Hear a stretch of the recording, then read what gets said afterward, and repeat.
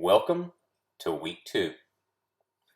Lots of good practical advice in chapters 12 and 13 of our primary text. I'll start with chapter 12.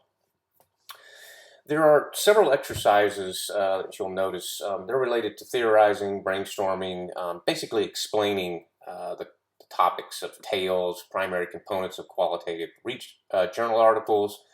And then it ends with a section on following, forgetting, and improvising the rules. Now, as most of y'all already know, you don't need to memorize this. You just need to know how to apply it, right? So pick those things out that you think will be helpful to your own qualitative research and use it as an opportunity to explore the topics of interest that you have with your classmates in the discussion.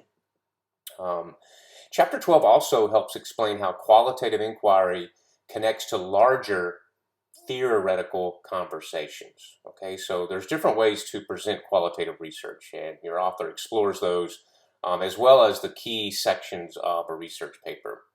A couple of exercises you may want to look at. Exercise 12.1 helps see your findings in a new light, and exercise 12.2 helps you theorize using things known as bracketing, abduction, metaphor, and then explain the findings and claims.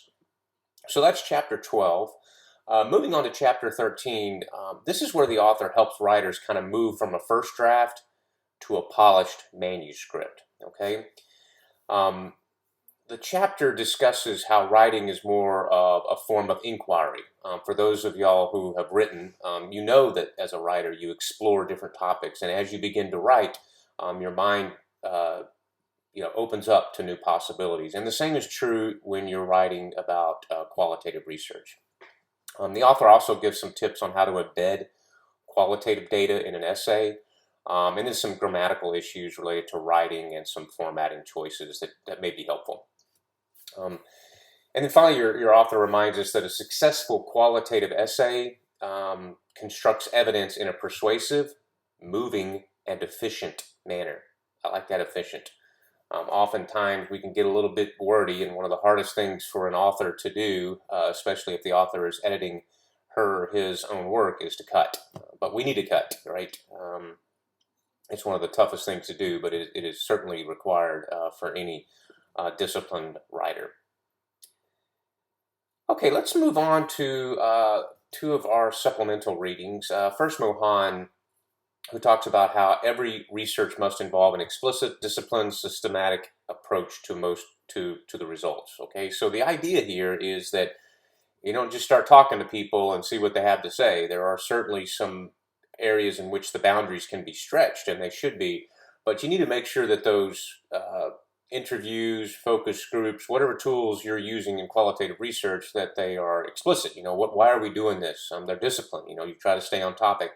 And they're systematic, they're planned, they're ordered. Eventually they're going to be public for other people to read. So very good advice from Mohan. Mohan also gives us some advice in terms of how qualitative research is inductive in nature. Some of you may be used to deductive research. They both play a role, but qualitative research is normally inductive as opposed to deductive. And then, of course, qualitative research, it essentially refers to a range of data collection.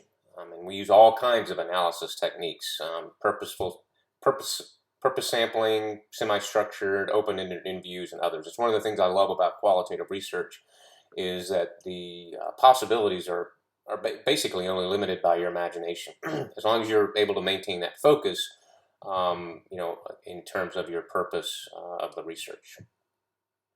Okay, another supplemental reading that we have this week is Rennie et al. They use qualitative methods, right, to demonstrate that strategic communication curriculum is an important MBA program component.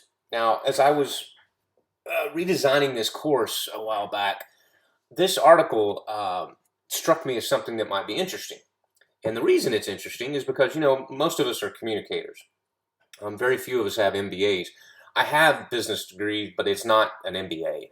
But I thought it would be kind of interesting to see how the other side looks at it, right? We work with, those of us who've been in corporate, the corporate world, we work with a lot of folks who have MBAs, and so they kind of look at things a little bit differently. And again, my undergraduate degree is in business, so I understand that side of the equation. But always keep in mind that regardless of whether it's an MBA or a whatever else degree or background that person has, whether it's in the corporate world, nonprofit world, even in the military, all those things, they can't do what they do without the communicators helping them share that information. But anyway, this article talks about how we're in an ever-changing environment, right? And business schools are searching for that appropriate and innovative way to educate the next generation of business leaders. They're trying to address many of the challenges that we as communicators can help them with, right?